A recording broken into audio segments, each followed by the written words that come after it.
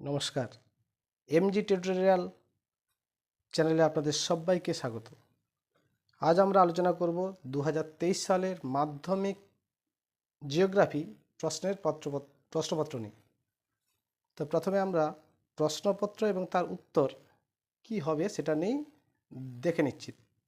তারপরে আপনাদের দেখাচ্ছি কিভাবে কি ধরনের উত্তরগুলো হয়েছে বা তার ব্যাখ্যামূলক নিয়ে ব্যাপারটা নিয়ে আলোচনা হবে বা করব। তো প্রথমে দেখে নেওয়া যাক 1 নম্বর প্রশ্নে যে সমস্ত প্রশ্ন ছিল এবং তার উত্তরে কি হবে বা কি ছিল।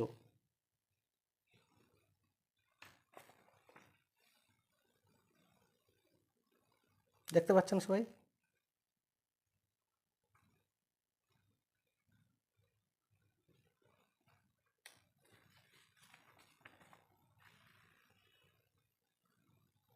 আমি দাগ দিয়ে রেখেছি, আপনারা সবাই একটু দেখে নিন, তারপরে সেটা ব্যাখ্যা নিয়ে আলোচনা হবে বা সেটা নিয়ে আলোচনা করব ডিটেলস।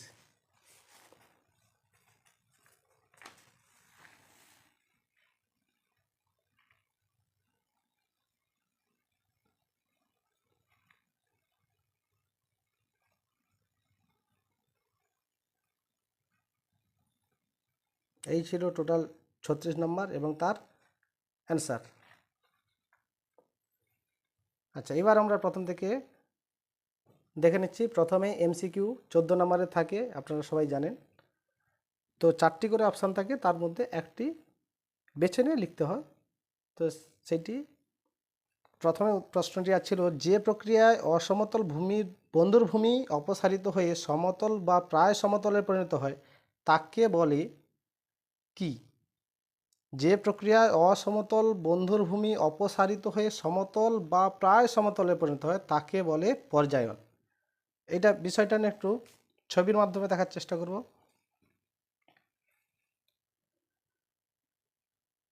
এই অংশটা যদি আমরা দেখি তাহলে বুঝতে পারবো প্রথম পর্যায়ে কোনো একটি ভূমিরূপ, প্রথম পর্যায়ে ভূমিরূপ যদি দেখা যায় তাহলে ছিল এই ধরনের অসমতল ভূমিভাগ। এখানে দুটো প্রক্রিয়া কাজ করে, একটা হচ্ছে অবরোহণ, অপরদিকে আরোহণ। অবরোহণ প্রক্রিয়ার মাধ্যমে ভূমিরূপের ক্ষয় হয় এবং তার উচ্চতা ক্রমশ কমতে থাকে। অপরদিকে এই ক্ষয়জাত পদার্থ সঞ্চিত হয়ে নিচু স্থান উঁচু হয়। এই প্রক্রিয়াকে বলা হচ্ছে আরোহণ। অর্থাৎ একদিকে উচ্চতা হ্রাস এবং আরোহণ প্রক্রিয়া উচ্চতা বৃদ্ধি। এইভাবে চলতে থাকলে পরবর্তী সময় দেখা যায় যে একটা অসমতল ভূমিভাগ একটি সমতলে পরিণত হয় বা প্রায় সমতলে পরিণত হয়। এই প্রক্রিয়াকে বলা হচ্ছে পর্যায়ন। এই পর্যায়নের যে দুটি ভূমিকা ক্রিয়াশীল হয় বা বেশি কাজ করে, একটা হচ্ছে অবরোহণ এবং হচ্ছে আরোহণ। আর এই ঢালটিকে আমরা বলি পর্যায়িত ঢাল। মৃদু ঢাল যেটা জল কেবলমাত্র পরিবাহিত হয়, এই ধরনের ঢালকে আমরা বলি পর্যায়িত ঢাল। ঠিক আছে, আমরা যাচ্ছি পরের প্রশ্নে। মরুভূমিতে বায়ু দ্বারা বালুকণা উত্থিত এবং অপসারিত হয়ে যে প্রক্রিয়ার সাহায্যে তা হলো অপসারণ। মরুভূমিতে বায়ু দ্বারা বালুকণা উত্থিত এবং অপসারিত হয় যে প্রক্রিয়ার সাহায্যে তা হলো অপসারণ। তারপরে দেখুন সমুদ্রপৃষ্ঠে বায়ুর গড় চাপ হলো 1013.25 মিলিবার। এখানে 5টা নেই কিন্তু 2 পর্যন্ত রয়েছে। 1013.2 মিলিবার উত্তরটি হবে। নিরক্ষীয় জলবায়ু অঞ্চলে বৃষ্টিপাত ঘটে। নিরক্ষীয় জলবায়ু অঞ্চলে বৃষ্টিপাত ঘটে, আমরা জানি নিরক্ষীয় জলবায়ু অঞ্চলে সারা বছরই বিকেল 4টের দিকে বৃষ্টিপাতটা ঘটে, তাই একে বলছে 4 o'clock রেন। এটা তাই আমরা বলবো সারা বছর ব্যাপী বৃষ্টিপাত ঘটে এবং যে বৃষ্টিটা ঘটে সেটাকে আমরা জেনে রাখবো পরিচলন বৃষ্টিপাত। এরপরে রয়েছে এল নিনোর প্রভাব দেখা যায়। এল নিনোর প্রভাব দেখা যায় যে মহাসাগরে, সেটি হচ্ছে প্রশান্ত মহাসাগর। এল নিনোর প্রভাব দেখা যায়, এখানে ছবিটা দেখলেই বোঝা যাবে। এটি একটি ছবি এঁকেছি, সবাই দেখতে পাচ্ছেন। এইটি হচ্ছে প্রশান্ত মহাসাগর, এটা দক্ষিণ আমেরিকা, তার পশ্চিম উপকূল যেখানে রয়েছে চিলি, পেরু, এই পশ্চিম দিকে অর্থাৎ প্রশান্ত মহাসাগরের পূর্ব দিকে, দক্ষিণ প্রশান্ত মহাসাগরের পূর্ব দিকে এবং দক্ষিণ আমেরিকার পশ্চিম উপকূলে এইটি প্রবাহিত হয়। তারপর দেখা যাচ্ছে কোনো স্থানের মুখ্য জোয়ার এবং গৌণ জোয়ারের মধ্যে সময়ের পার্থক্য হলো, আমরা আগের ক্লাসেও আলোচনা করেছিলাম। তো এখানে মুখ্য জোয়ার এবং গৌণ জোয়ারের মধ্যে সময়ের পার্থক্য হয় 12 ঘন্টা 26 মিনিট। ছবিতেই বোঝার চেষ্টা করব, মুখ্য জোয়ার এবং গৌণ জোয়ার। আমি যদি ছবিটা দেখি, এটি চাঁদ, এটা পৃথিবী। পৃথিবীর যে অংশ বা যে বায়ুমণ্ডল চাঁদের সম্মুখে আসে সেই দিকের অংশে জোয়ারের প্রাবল্য বেশি হয়, এটিকে বলে মুখ্য জোয়ার, এবং তার প্রতিবাদ স্থানে হয় গৌণ জোয়ার। এই মুখ্য জোয়ার এবং গৌণ জোয়ার এর মধ্যে সময়ের পার্থক্য হয় 12 ঘন্টা 26 মিনিট। কারণ আমরা জানি পৃথিবীকে একবার আবর্তন করতে সময় লাগে 24 ঘন্টা, আমরা জানি 24 ঘন্টা, কিন্তু এখানে সময়টা দুটি মুখ্য জোয়ার কিংবা দুটি গৌণ জোয়ারের মধ্যে সময়ের ব্যবধান হয় 24 ঘন্টা 52 মিনিট। তার একটি কারণ আছে, পরবর্তী ক্লাসে আমরা সেই কারণে আলোচনা করব। আপাতত আমরা যেটা জানবো, মুখ্য জোয়ার এবং গৌণ জোয়ার একই স্থানে, দুটি হতে সময়ের ব্যবধান লাগবে তার অর্ধেক, অর্থাৎ 12 ঘন্টা 26 মিনিট। এর পরের প্রশ্ন, নিম্নলিখিতগুলির মধ্যে বিষাক্ত বর্জ্য কোনটি? সেটির যা অপশান আছে তার মধ্যে রয়েছে পারদ, পারদ করতে হবে। বর্তমান ভারতের অঙ্গরাজ্যের মোট সংখ্যা কটি? 28টি, ছিল 29টি, সেখান থেকে একটি মাইনাস গেছে বা বাদ গেছে, সেটা হচ্ছে জম্মু কাশ্মীর। সেগুলি এখন বর্তমানে কেন্দ্রশাসিত অঞ্চল, তাই বর্তমানে অঙ্গরাজ্যের সংখ্যা হবে 28টি। ভারতের সর্বোচ্চ মালভূমি হলো, ভারতের সর্বোচ্চ মালভূমি আমার দাগ করে নেই, এটা হচ্ছে লাদাখ মালভূমি। ভারতের সর্বোচ্চ মালভূমি হচ্ছে লাদাখ মালভূমি। আরও কয়েকটি মালভূমি নিয়ে আমরা একটু জেনে রাখবো। পৃথিবীর উচ্চতম মালভূমি হচ্ছে পামির মালভূমি। পৃথিবীর বৃহত্তম মালভূমি হচ্ছে তিব্বত মালভূমি। ভারতের উচ্চতম মালভূমি হচ্ছে লাদাখ মালভূমি। তাহলে এখানে প্রশ্ন অনুযায়ী উত্তর হবে লাদাখ মালভূমি। গঙ্গা নদীর সাথে যমুনা নদীর সঙ্গম নিম্নলিখিত স্থানে অবস্থিত, এটি হবে এলাহাবাদ।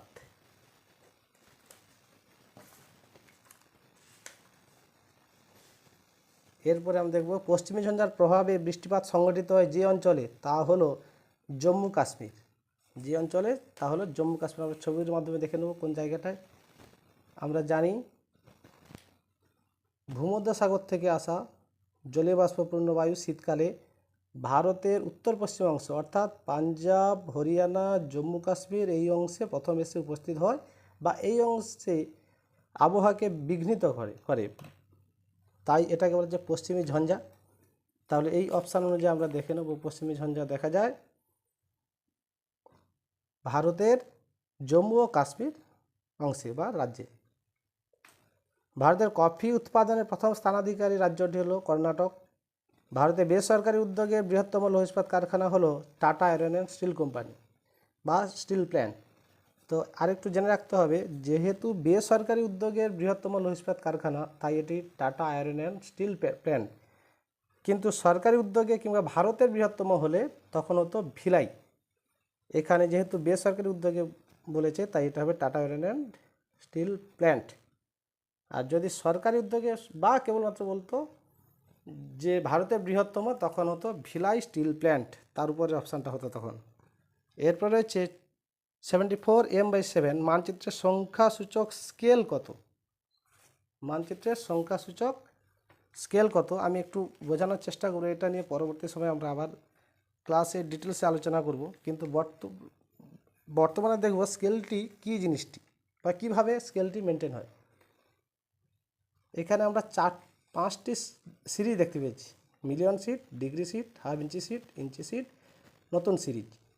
তাহলে এখানে মিলিয়ন সিটে অক্ষাংশ এবং দ্রাঘিমার বিস্তার হচ্ছে 4 ডিগ্রি ইন্টু 4 ডিগ্রি, ডিগ্রি সিটে 1 degree into 1 degree, half inch সিটে 30 মিনিট ইন্টু 30 মিনিট, ইঞ্চি সিটে 15 মিনিট ইন্টু 15 মিনিট, আর নতুন সিরিজ সেটি হচ্ছে 7.5 মিনিট ইন্টু 7.5 মিনিট। তাহলে এখানে স্কেলটি মিলিয়ন সিটে 1:10 লক্ষ, ডিগ্রি সিটে 1:2.5 লক্ষ, হাফ ইঞ্চি সিটে 1:1 লক্ষ, ইঞ্চি সিট যেটা হচ্ছে 1:50,000। তারপরেরটি রয়েছে নতুন সিরিজে 1:25,000। বা 25,000। তাহলে এখানে আমরা বুঝবো কোন সিট এবং তার স্কেল কত, এই জিনিসটা একটা বোঝার ব্যাপার আছে। যদি কোনো সংখ্যা থাকে, শুধুমাত্র সংখ্যা, তাহলে সেই সূচকটা যদি ওই সংখ্যাটা শুধু হয় তখন ভাবতে হবে মিলিয়ন সিট এবং তার স্কেল হবে 1:10 লক্ষ। যদি সংখ্যার সঙ্গে কোনো একটি পি পর্যন্ত কোনো একটি লেটার থাকে, যেমন 73/A, 73/B, এইভাবে পি পর্যন্ত কোনো থাকলে তার স্কেল হবে 1:2.5 লক্ষ।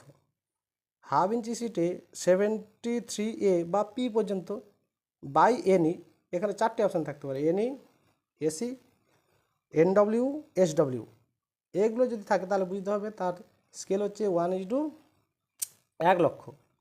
কিন্তু যখন একটি এই ধরনের সিরিজ আসবে 74M/P7, তাহলে এটা মানে বুঝতে হবে যে এটি ইঞ্চি সিটে পড়েছে। এই ইঞ্চি সিটে এখানে 16 পর্যন্ত হতে পারে, 73A/16 পর্যন্ত হতে পারে, তার স্কেল হবে 1:50,000। আমি একটা ছকের মাধ্যমে দেখানোর চেষ্টা করলাম, নিশ্চয়ই আশা করছি নিশ্চয়ই বুঝতে পেরেছি। তারপরে নিম্নলিখিত বাক্যগুলি শুদ্ধ হলে পাশে সু এবং অশুদ্ধ হলে পাশে অ লিখতে হবে। মেরু অঞ্চলে হিমরেখার উচ্চতা 0 মিটার। আমরা সবাই জানি মেরু অঞ্চল যেহেতু প্রবল শীতল অঞ্চল, যেখানে হিমবাহ সহজে সমুদ্র পৃষ্ঠ পর্যন্ত চলে আসে, তাই হিমরেখার উচ্চতা 0 মিটার, এটা সু বা শুদ্ধ। আন্টার্কটিকা অঞ্চলে ওজোন গহ্বর দেখা যায়, এটি সবাই জানি, এটা শুদ্ধ। চিনুক ফ্রান্সের মধ্য দিয়ে প্রবাহিত একটি উষ্ণবায়ু, এটি হচ্ছে অশুদ্ধ, কারণ এটি ফ্রান্সের মধ্যে দিয়ে নয়, এটি রকি পর্বতে, উত্তর আমেরিকার রকি পর্বতে পূর্ব দিকে প্রবাহিত একটি উষ্ণবায়ু, তাই এটি ভুল বা অশুদ্ধ। সূর্য চন্দ্র যখন পৃথিবীর সাথে এক সমকোণে থাকে তখন তাকে সিজিগি বলা হয়। যদি এক সমকোণে থাকে তখন কিন্তু এটাকে সিজিগি বলা হয় না। এটি যদি সরল কোণ বা 180 ডিগ্রিতে থাকে তখন আমরা তাকে বলবো সিজিগি। তাই এখানে যেহেতু সমকোণে ব্যাপারটি রয়েছে, আমি একটু দাগ দিয়ে রেখেছি সমকোণে, তাই এটা হচ্ছে অশুদ্ধ। সরল কোণ হলে তাও ঠিক ছিল। দূষিত বাতাসকে স্ক্রাবারের সাহায্যে পরিশ্রুত করা হয়, কথাটি ঠিক, তাই এটা হবে পাশে সু। ভারতের বৃষ্টির জল সংরক্ষণে অগ্রণী রাজ্য হলো কেরল, এটা ভুল, কারণ অগ্রণী রাজ্য হলো তামিলনাড়ু, তাই এটি অশুদ্ধ। উপগ্রহ চিত্র ব্যাখ্যার জন্য কম্পিউটার ব্যবহার আবশ্যিক, এটি অবশ্যই শুদ্ধ, কারণ কম্পিউটার ছাড়া উপগ্রহ চিত্রের ব্যাখ্যা সম্ভব হয় না। টোপোগ্রাফিক্যাল ম্যাপ হলে সেটি অশুদ্ধ হতো, কিন্তু যেহেতু এটি উপগ্রহ চিত্র বলেছে তাই হচ্ছে এটি সু বা শুদ্ধ। পরের প্রশ্নে যাচ্ছি। এবার উপযুক্ত শব্দ বসিয়ে শূন্যস্থান পূরণ করো। যেখানে 2.2.1 বা প্রশ্নের যে দাগ নম্বরটা, ফানেল আকৃতির চওড়া নদী মোহনাকে বলা হয় খাঁড়ি। বালি দ্বারা গঠিত মরুভূমি সাহারায় বলা হয় আর্গ। বায়ু প্রবাহের গতিবেগ নির্ণয় করা হয় ড্যাশ যন্ত্রের সাহায্যে, এটা হবে অ্যানিমোমিটার। এই যন্ত্র নিয়ে এবং তার একক নিয়ে আমি পরবর্তী সময়ে আবার ভিডিও তৈরি করব, সেই ভিডিওগুলো দেখলে নিশ্চয়ই টোটালটাই ক্লিয়ার হবে। তো এখানে বায়ু প্রবাহের গতিবেগ নির্ণয় করা হয় অ্যানিমোমিটার যন্ত্রের সাহায্যে। ড্যাশ স্রোত সমুদ্রতলের উপরিভাগ দিয়ে প্রবাহিত হয়, উষ্ণ স্রোত, তাই এটাকে বলা যায় বহিঃস্রোত। মালাবার উপকূলের উপহ্রদগুলিকে স্থানীয় ভাষায় বলা হয় কয়াল, আমরা জানি, যেমন ভেম্বানাথ কয়াল, অষ্টামুদি কয়াল। জোয়ার বাজরা রাগি প্রভৃতি ফসলকে একসাথে মিলেট বলে। ভারতের মহাকাশ গবেষণা সংস্থাটি রয়েছে কর্ণাটকের বেঙ্গালুরুতে। এরপরে 2.3 দাগে যাব, একটি বা দুটি শব্দে উত্তর দাও, যে কোনো 6টি প্রশ্নের উত্তর দাও। মরুভূমিতে যে শুষ্ক নদী উপত্যকা দেখা যায় তার নাম লেখো, সেটা হবে ওয়াদি। সম্পৃক্ত বায়ুর আপেক্ষিক আর্দ্রতার পরিমাণ উল্লেখ করো, এটা হবে 100% বা 100%। কারণ আমরা জানি সম্পৃক্ত বায়ু মানে যে বায়ুর মধ্যেই আর্দ্রতা পরিমাপে সর্বোচ্চ ক্ষমতা পরিপূর্ণ, বা যতটা তার মধ্যে থাকতে পারে, যতটা সে বায়ু ধারণ করতে পারে ততটাই যদি উপস্থিত থাকে তাকেই বলা যায় সম্পৃক্ত বায়ু। তাহলে এখানে থাকবে 100%। একটি পৃথিবী বিখ্যাত সামুদ্রিক মগ্ন চড়ার নাম হবে গ্র্যান্ড ব্যাংক, এটি পৃথিবীর বৃহত্তম মগ্ন চড়াও। একটি জৈব ভঙ্গুর বর্জ্যের উদাহরণ দাও, সেটি হচ্ছে সবজির খোসা। আরও অনেক উত্তর হতে পারে, কিন্তু আপাতত সবজির খোসা। গাঙ্গেয় সমভূমির নবীন পলিমাটিকে কি বলে? এটি বলে খাদা। আর যদি প্রশ্ন হতো গাঙ্গেয় সমভূমির প্রাচীন পলিমাটিকে কি বলে, তখন হবে ভাঙার, কিন্তু এখানে নবীন পলিমাটি, তাই খাদার। ভারতের কোন রাজ্য চা উৎপাদনের প্রথম স্থান অধিকার করে? সেটি অসম। কফি উৎপাদনে কর্ণাটক, আর চা উৎপাদনে অসম। 2011 খ্রিস্টাব্দে জনগণনা অনুসারে ভারতের সাক্ষরতার হার কত? এটি দেখো 74.04%। এটি ভারত 2011 সালে, 2021 সালে কোভিডের কারণে জনগণনা হয়নি, তাই 2011 খ্রিস্টাব্দে জনগণনা অনুসারে ভারতের সাক্ষরতার হার 74.04%। এরপরের প্রশ্ন 2.3.8, ভারতের কোন সংস্থা ভূ বৈচিত্র্য সূচক মানচিত্র প্রস্তুত করে? সেটি হচ্ছে SOI বা সার্ভে অফ ইন্ডিয়া। এটি ভূ বৈচিত্র্য সূচক মানচিত্র ভূ বৈচিত্র্য সূচক মানচিত্র, তাই SOI সার্ভে অফ ইন্ডিয়া। এরপরে আমরা চলে যাব 2.4, বাম দিকের সঙ্গে ডান দিকের গুলি মিলিয়ে লেখো। সোজাসুজি লিখবে তোমরা। একটা কালবৈশাখী, 2.4.1 কালবৈশাখী, তার সঙ্গে মিল যাবে কালবৈশাখী দেখা যায় পশ্চিমবঙ্গে। আরাবল্লী পর্বত রয়েছে রাজস্থানে। সিলিকন ভ্যালি রয়েছে বেঙ্গালুরুকে বলা হয় সিলিকন ভ্যালি। আর শেষ যেটা রয়েছে ইক্ষু গবেষণা কেন্দ্র, সেটি রয়েছে লখনৌ, উত্তরপ্রদেশের লখনৌতে ইক্ষু গবেষণা কেন্দ্র রয়েছে।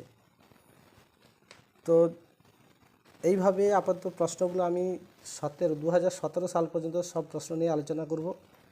যেহেতু এটি আমার নতুন চ্যানেল করেছি, তো যদি ভালো লেগে থাকে অবশ্যই আপনারা লাইক এবং সাবস্ক্রাইব করবেন, তাহলে পরবর্তী ভিডিওগুলো পেতে সুবিধা হবে। আমি পুরো 2017 সাল থেকে 2024 সাল পর্যন্ত সকল প্রশ্নের উত্তর নিয়ে আসবে এবং পুরো ডিটেলস নিয়ে মাধ্যমিক ভূগোল এবং অন্যান্য ক্লাসের সবগুলো নিয়ে আলোচনা করব। তাই যদি ভালো লেগে থাকে লাইক এবং সাবস্ক্রাইব করবেন। ধন্যবাদ।